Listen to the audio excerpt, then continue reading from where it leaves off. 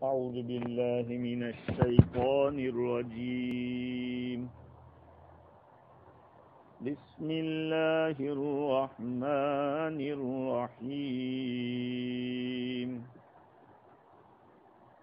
أولم يروا أنا خلقنا لهم مما عملت أيدينا أنعاما فهم لها مالكون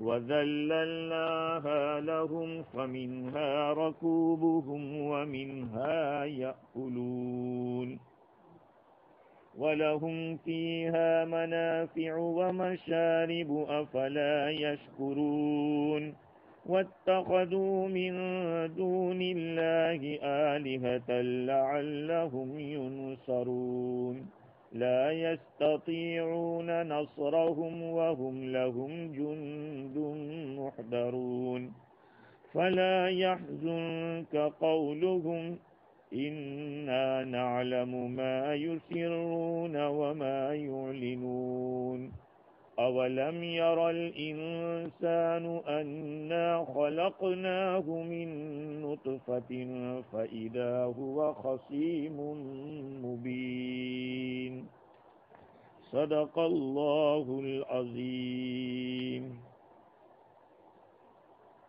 بزرگوں، پیارے بھائیوں،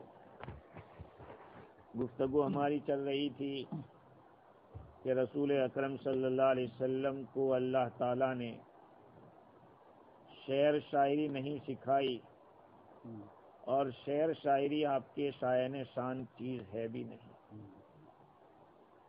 یہ تو ایک نصیحت ہے اور بار بار پڑھی جانے والی کتاب ہے جو واضح کرنے والی ہے. ذکر و قرآن مبین. یہاں ایک بات سمجھنے کی ہے کہ عرب لوگ سمجھدار تھے، ان کو پتا تھا کہ شعر شاعری کیا ہوتی ہے، اس لیے کہ عربی زبان میں بڑی مہارت تھی ان لوگوں کو، تو اتنے عالی کلام کو کیسے شعر شاعری کہہ دیا. اس کا ایک جواب یہ ہے کہ اصل میں شعر شاعری میں ایسی باتیں آتی ہے جو آدمی کے خیالات میں، اوہام میں ہوتی ہیں. قرآن مجید میں وہ باتیں جس کا تعلق آخرت کے ساتھ ہے، جنت کے ساتھ ہے، جہنم کے ساتھ ہے، یہ ایسی باتیں تھیں جو ان کے گلے سے نہیں اترتی. دوسری بات یہ ہے کہ جیسے شعر شاعری کے اندر ایک طاقت رکھی ہے کہ وہ دل میں اتر جاتی ہے. نبی کریم صلی اللہ علیہ وسلم نے ارشاد فرمایا ان من الشعر لحکمہ، بعض اشعار حکمت والے ہوتے ہیں، بعض شاعری ایسی ہوتی ہے جس کے اندر حکمت ہوتی ہے.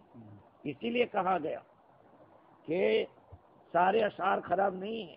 اللہ تعالیٰ کی شان کے اندر، اللہ کی توحید کو بیان کرنے میں، رسول اکرم صلی اللہ علیہ وسلم کے مناقب بیان کرنے میں کوئی برا نہیں ہے. نبی کریم صلی اللہ علیہ وسلم حضرت حسان بن ثابت رضی اللہ عنہ کے لیے مسجد نبوی میں ممبر رکھواتے تھے. جو آپ کے خلاف شعر شاعری کرتے تھے ان کا رد کرتے تھے، ان کا جواب دیتے تھے. جو حضور کی شان میں گستاخیاں کرتے تھے ان کے جواب میں حضرت حسان رضی اللہ تعالیٰ عنہ اشعار کہتے تھے. اس لیے شعر شاعری فی ذاتی ہی اچھا شعر ہے تو اچھا ہے، اور برا شعر ہے وہ برا ہے. باقی عامةً شاعروں کی جو حالت ہے، قرآن نے کہا وَالشُّعَرَاءُ يَتَّبِعُهُمُ الْغَاوُونَ، شاعروں کے پیچھے پیچھے تو گمراہ لوگ چلتے ہیں. تو یہ تو قرآن ہے جو نصیحت ہے، بار بار پڑھی جاتی ہے کتاب، اور واضح کرنے والی ہے.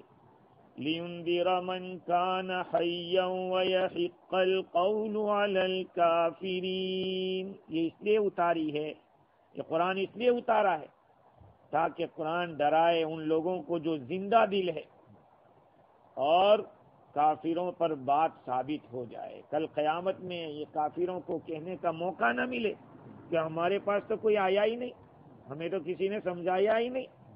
تو اللہ نے نبی بھی بھیجا, کتاب بھی بھیجی. کتاب اللہ اور رجال اللہ, یہ سلسلہ اللہ نے رکھا. تو قرآن بھی بھیجا ہے جو حجت بنے گی, نبی کو بھی بھیجا. کل قیامت میں ان کو یہ کہنے کا موقع نہ ملے کہ ہم کو تو کسی نے سمجھایا ہی نہیں تھا. آگے اللہ تعالی اپنی توحید کے دلائل بتلا رہے ہیں کہ قرآن مجید میں اللہ رب العزت نے توحید, رسالت اور معاد, آخرت, حشر و نشر پھیر پھیر کر بیان کیا ہے. یہ توحید کے دلائل ہے.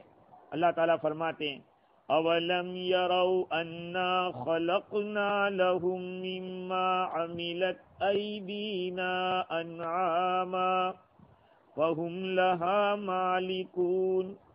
کیا ان لوگوں نے نہیں دیکھا کہ ہم نے ان کے لیے پیدا کیے چوپایوں کو, جانوروں کو, جن کو ہمارے ہاتھ نے, ہماری قدرت نے بنائے ہیں, بس وہ اس کے مالک ہیں. اللہ تعالیٰ فرمانے کہ یہ چوپائے جو ہم نے بنائے ہیں, گائے ہے, بیل ہے, بھینس ہے, اونٹ ہے, یہ جو جانور ہے یہ ہم نے اپنی قدرت سے پیدا کیے. اس میں ہمیں کسی سے مدد نہیں لینی پڑی ہے. انسان ایک سائیکل بناتا ہے یا ایک چیز بناتا ہے, ہزاروں کی مدد کی ضرورت پڑتی ہے. حق تعالی شانو کے لیے نہ کسی کے مدد کی ضرورت پڑی, نہ کسی کی پشت پناہی کی ضرورت پڑی, بلکہ اللہ نے اپنی قدرت سے, اپنے ارادے سے بنایا ہے, جس طرح سے چاہا بنایا. فَهُمْ لَهَا مَالِكُونَ, ہم نے بنایا تو تم مالک ہو اس کی. یہاں سے ایک بہت بڑا مسئلہ ثابت ہوتا ہے. دنیا کے اندر جتنی بھی چیزیں اور ان کی جو ملکیت ہے اس میں دولت اور سرمایہ یہ اصل ہے یا محنت اصل ہے. مطلب یہ ہے کہ دنیا کی جتنی بھی چیزیں ہیں اس کا مالک کون بن سکتا ہے؟ دولت کی بنیاد پر بن سکتے ہیں یا محنت کی بنیاد پر بن سکتے ہیں. دنیا کے اندر الگ الگ نظریے چل رہے ہیں. جیسے کہ سرمایہ دارانہ جو نظام ہے وہ کہتے ہیں کہ دولت ہوگی تو مالک ہے آپ, دولت نہیں ہے تو مالک نہیں ہے, اصل دولت ہے. اور کمیونزم, سوشلزم کیا کہتے ہیں کہ جتنی محنت کرو گے اتنے مالک بنو گے, محنت ہی بنیاد ہے. قرآن نے صاف لفظوں میں اعلان کر دیا کہ نہ دولت سے کچھ ہوتا ہے نہ محنت سے کچھ ہوتا ہے, اصل تو مالک اللہ ہی بناتا ہے. جس نے, یہ دنیا کا دستور ہے, جو آدمی جس چیز کو بناتا ہے وہ اس کا مالک ہوتا ہے. جو آدمی جس چیز کو بناتا ہے وہ اس کا مالک ہوتا ہے. اب وہ مالک کس کو مالک بناتا ہے؟ بھئی ساری دنیا کا مالک اللہ ہے, وہ جس کو چاہے گا مالک بنائے گا. یہ تو ہم لوگ سمجھ رہے ہیں کہ یہ میرا ہے, میرا ہے, میرا ہے, کچھ ہمارا نہیں ہے. ایک جھٹکا آتا ہے سب ختم, موت کا جھٹکا آیا چھوڑ کے جاؤ.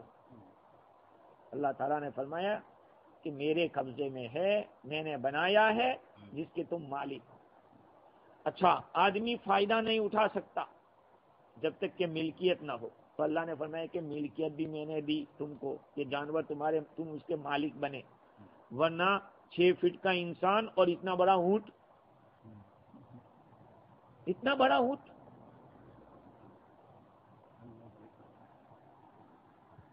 حضرت انسان کو اللہ رب العزت نے عقل دی اور طاقت دی.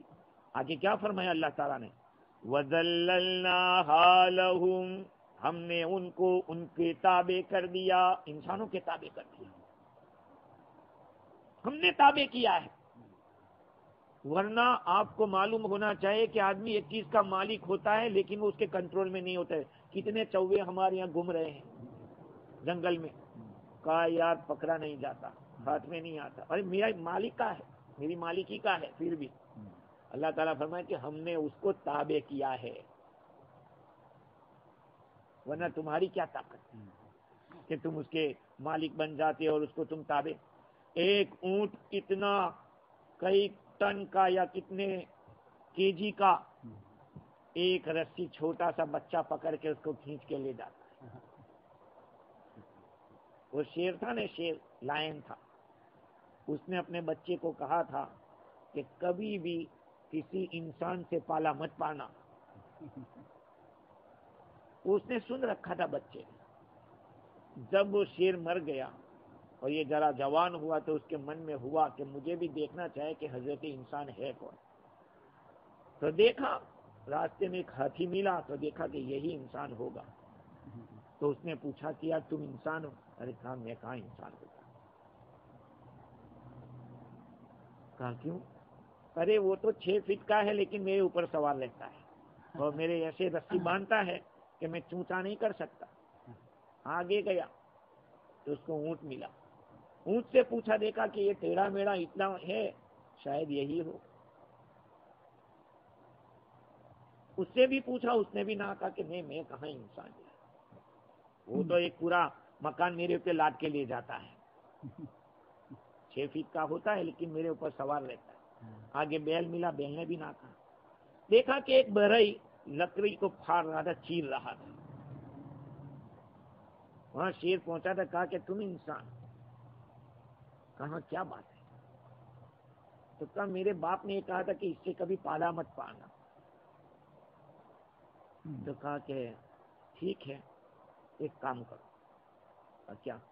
وہ لکڑی چیر رہا تھا تو اس میں تھوڑا ایسی شگاف ہو گئی تھی. تو کہا یہاں سر اپنی گردن یہاں رکھ دو. گردن رکھ دی اور بیچ میں سے وہ لوہا نکال لیا تو ایسے پھنس گیا. اب چینچی کرنے لگا. اب مجھے نکال. کہا اب نہیں، اب تجھے نکالیں گے تو کیا کرے گا. تب اس کو یاد آیا کہ یہ 6 فٹ کا انسان کیا ہوتا ہے. یہ اللہ رب العزت نے عقل دی انسان کو اور ان جانوروں کو انسان کے تابع کیا، ورنہ کہاں انسان اس کو اپنے قابو میں لا سکتا تھا. وَذَلَّلْنَاهَا لَهُمْ فَمِنْهَا رَكُوبُهُمْ وَمِنْهَا يَأْكُلُونَ. ان جانوروں میں سے بعض تو تمہاری سواریاں ہیں. وَمِنْهَا يَأْكُلُونَ، اور بعض کو تم کھاتے ہو، ہضم کر جاتے ہو پورا.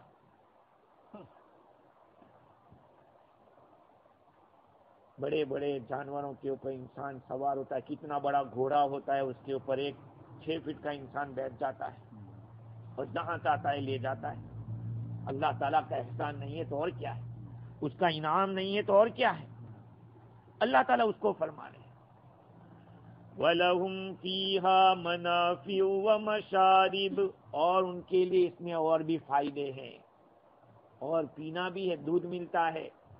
بعض لوگ برتن بناتے ہیں اس میں سے پانی پیتے ہیں.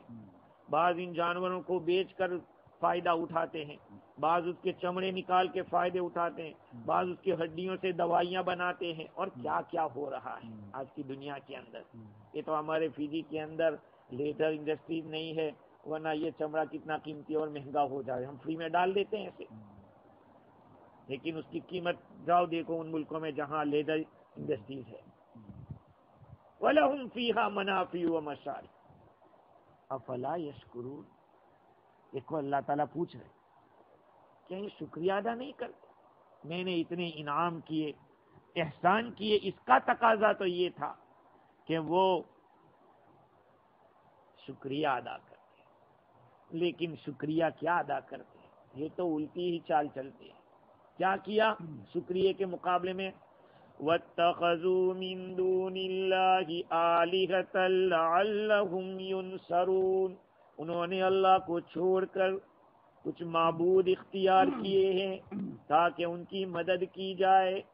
اللہ کو چھوڑ کر دوسرے معبود بنا لیے. اللہ تعالیٰ اب ان کی گمراہی بتلا رہے ہیں کہ میں نے تو انعام کیا ان پر، لیکن اس انعام کی انہوں نے قدر نہیں کی. تو اب جب آدمی ناقدری کرتا ہے تو پھر اس کو نہ کرنے کے کام کرنے پڑتے ہیں.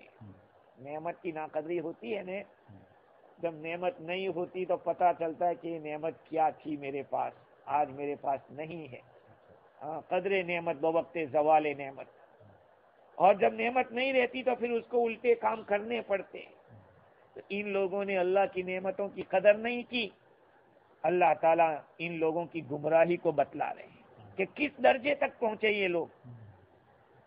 ان پر تو واجب تھا اللہ کا شکریہ ادا کرنا، اللہ کی عبادت کرنا، لیکن نعمت کی ناقدری کی اور ایسی چیزوں کی عبادت میں لگ گئے جو نہ نفع پہنچا سکتے نہ نقصان پہنچا سکتے. لا یستطیعون نصرہم، وہ ان کی مدد نہیں کر سکتے. یہاں سے اشارہ ہے حشر و نشر کی طرف. قیامت کے میدان میں جب اٹھایا جائے گا، میں نے پہلی ایک روایت نقل کی تھی، اس میں تھوڑی میری ایک بھول ہو گئی تھی. وہ عجم الذنب ہے، عجب الذنب. بخاری شریف و مسلم شریف میں یہ روایت ہے کہ انسان پورا سڑ جاتا ہے، لیکن ایک حصہ، ایک عجب الذنب جس کو کہتے ہیں، عجبن کا لفظ ہر چیز کا پچھلا حصہ کہلاتا ہے، اور عجب الذنب کہتے ہیں دم کی جڑ، پوچھ کی جڑ. یہاں ایک ایسی ہڈی ہوتی ہے جو سڑے گی نہیں، انسان اس سے اگے گا، نکلے گا. اللہ تعالیٰ آسمان سے عرش کے نیچے سے ایسا گھاڑا پانی نیچے اتارے گا جس سے لوگ اگنا شروع ہو جائیں گے، پورے تیار ہوں گے، پھر اللہ کے دربار میں جائیں گے. تو وہ عجب الذنب ہے. میں نے بھول سے عزم الذنب کہا. خیر، بخاری شریف اور مسلم شریف میں پوری روایت ہے. تو عجب الذنب سے آدمی اٹھے گا، اس کی طرف اشارہ ہے کہ لا یستطیعون نصرہم. یہ جن کی پوجا کر رہے ہیں، چاہے شنکر منکر کچھ بھی ہو، کہ وہ ان کی مدد نہیں کر سکتے. لا یستطیعون لعلہم ینصرون. آگے کہا کہ وہ تو عبادت اس لیے کرتے تھے کہ آرے وقت میں ان کی مدد کرے. اللہ تعالیٰ فرماتے لا یستطیعون نصرہم، وہ ان کی مدد نہیں کر سکیں گے. یہ تو قرآن میں ہے کئی مقامات کے اوپر کہ جہنم میں یہ بھی جائیں گے اور جس کی پوجا کرتے ہیں وہ بھی جائیں گے، وہ پتھر بھی وہاں ہوں گے. انکم وما تعبدون من دون اللہ حسب جہنم. تم بھی اور جن چیزوں کی تم پوجا کرتے ہو وہ بھی، یہ سب جہنم میں جائیں گے. جہنم کے ادھر ہوں گے، وہ سب جہنم میں جلائے جائیں گے. بھائی ان کو کیوں جلایا جائے گا؟ اس لیے جلایا جائے گا کہ اس کو دیکھ کر افسوس کرے کہ ہم تو آئے، تم بھی ساتھ میں ہو. ہم تو ڈوبے صنم، تمہیں بھی لے ڈوبیں گے. وہ ہوگا کہ خود تو جہنم میں ہوں گے اور جن کی یہ پوجا کرتے تھے اس کو بھی دیکھیں گے تو افسوس ہوگا کہ کہاں اس کے پیچھے ہم پڑ گئے. آج یہ بھی ہمارے ساتھ جہنم میں ہے اور ہم بھی ان کے ساتھ ہیں. اللہ تعالیٰ فرماتے ہیں وَهُمْ لَهُمْ جُنْدٌ مُحْضَرُونَ. حالانکہ جن کی یہ پوجا کرتے ہیں یہ ان کا لشکر ہوگا. یا یہ کہ یہ جو عبادت کرنے والے وہ ان کا لشکر ہے. بھائی دنیا کے اندر جو آدمی جس کی پوجا کرتا ہے وہ کتنی فکر کرتا ہے، کتنی فکر کرتا ہے. اس کے اوپر اگر کتا پیشاب کرتا ہے تو کتے کو بھگاتے ہیں، اگر اس کے اوپر پرساد رکھا ہو اور مکھیاں کھا رہی ہو تو مکھیوں کو اڑاتے ہیں. یہ سارے کام تو فوج کون ہوئی؟ یہ پوجا کرنے والے اس کی حفاظت کرتے ہیں کہ ہمارے معبود کو کوئی نقصان نہ پہنچا دے. جہاں جاتے تو ساتھ لے لے کے جاتے ہیں. اللہ تعالیٰ یہ فرما رہے ہیں کہ یہ ان کا لشکر. یا ایک مطلب یہ بھی ہو سکتا ہے کہ کل قیامت میں یہ جب جہنم میں جا رہے ہوں گے تو جن کی پوجا کرتے وہ آگے آگے ہوں گے اور یہ پجاری پیچھے پیچھے ہوں گے. یہ پیچھے لشکر بن کے جائیں گے. وہ بھی جہنم میں، یہ بھی جہنم. وَهُمْ لَهُمْ جُنْدٌ مُحْضَرُونَ. اللہ تعالیٰ فرماتے ہیں نبی اکرم صلی اللہ علیہ وسلم کو یہ لوگ جو تکلیف کی باتیں کرتے تھے، اللہ تعالیٰ فرماتے ہیں فَلَا يَحْزُنْكَ قَوْلُهُمْ. اے نبی جی ان کی باتوں سے تم غمزدہ مت ہونا، غمگین مت ہونا، آزردگی آپ کو نہیں ہونی چاہیے ان کی باتوں سے. یہ ظاہری بات ہے، یہ الٹی سیدھی باتیں کرتے تھے. نبی صلی اللہ علیہ وسلم کو تکلیف ہوتی تھی. امام راضی رحمت اللہ علیہ فرماتے ہیں کہ اس میں اشارہ حضور کی پیغمبری کی طرف ہے. اللہ تعالیٰ خطاب کر رہا ہے نبی سے، لا يحزنک قولہم. اے نبی جی آپ کو ان کی بات تکلیف میں نہ ڈالے، آپ کو غمگین نہ کرے. اس سے ایک بات معلوم ہوئی، بہت سمجھنے کی بات ہے، پتے کی بات بتائی صاحب روح البیان نے، کہ اس سے ایک بات معلوم ہوتی ہے کہ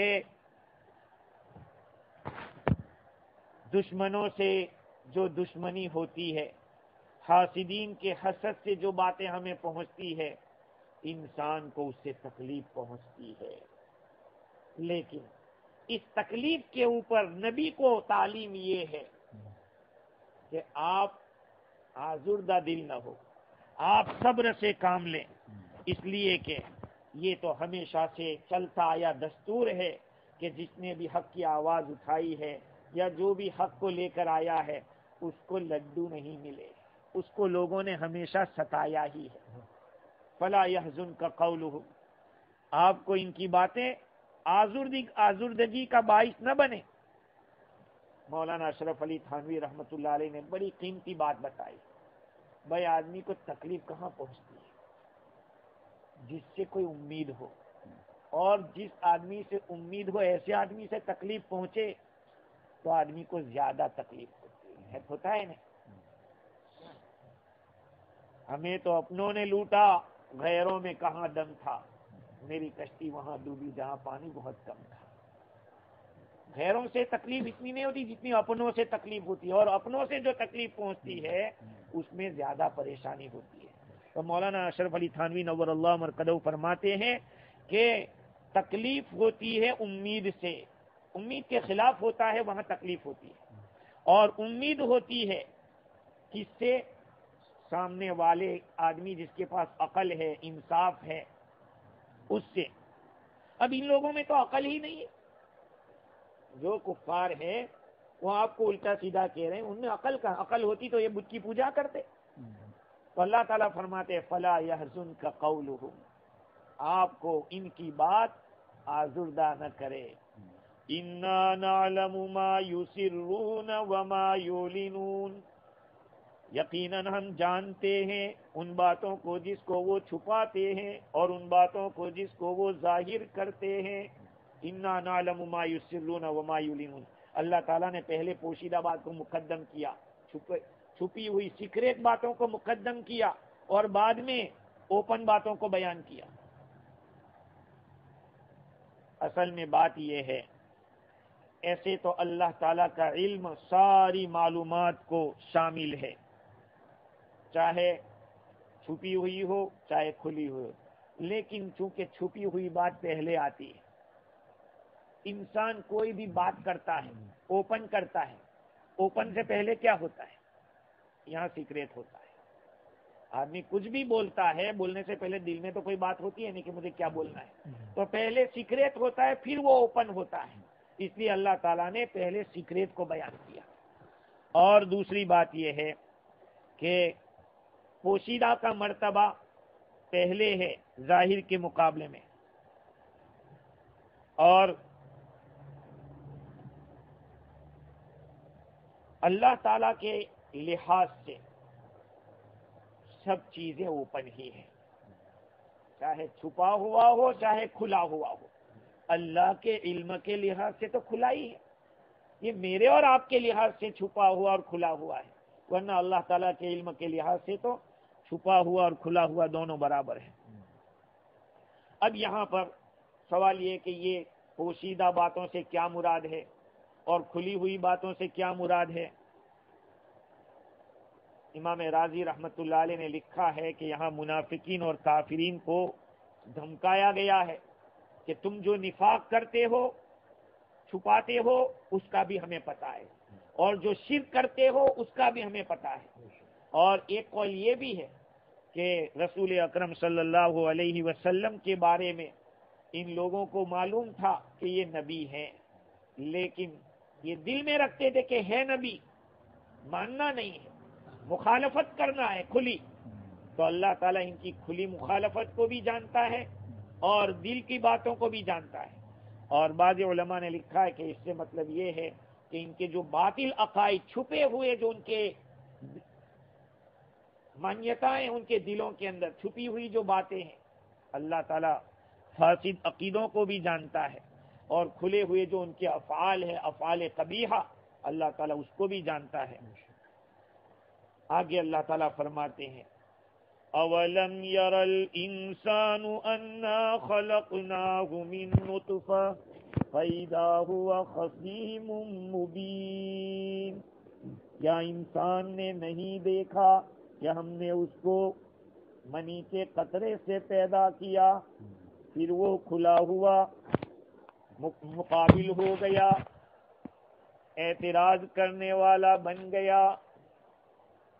اولم یر الانسان، کیا انسان نے دیکھا نہیں کہ ہم نے اس کو کس سے بنایا ہے؟ منی کے گندے قطرے سے بنایا، اور آج اتنا بڑا ہو گیا کہ اللہ کی باتوں پر اعتراض کرنے لگا۔ اصل میں روایات مختلف ہے۔ نبی اکرم صلی اللہ علیہ وسلم کی خدمت میں عاص بن وائل یا ابی بن خلف، ان میں سے کوئی ایک پرانی بوسیدہ ہڈی لے کے آیا اور اللہ کے نبی صلی اللہ علیہ وسلم سے یہ کہتا ہے کہ تم یہ کہتے ہو کہ اللہ مرنے کے بعد زندہ کرے گا، لو یہ ہڈی، ایسے توڑ رہا ہے، یہ ہڈی کا یہ حال ہے۔ اس کا جواب اللہ تعالیٰ نے دیا، اور کیا جواب دیا؟ اولم یر الانسان، یہ انسان نے یہ دیکھا نہیں کہ ہم نے تو اس کو گندے قطرے سے پیدا کیا، اور بڑا ہو گیا تو اب مقابلے میں آ گیا۔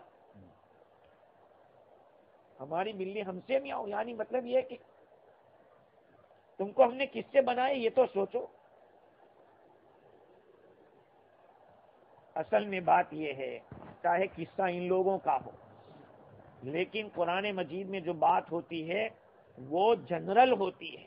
قصہ کوئی بھی ہو لیکن سنایا سب کو گیا ہے تو سب کو ہی اس سے سبق ملے گا۔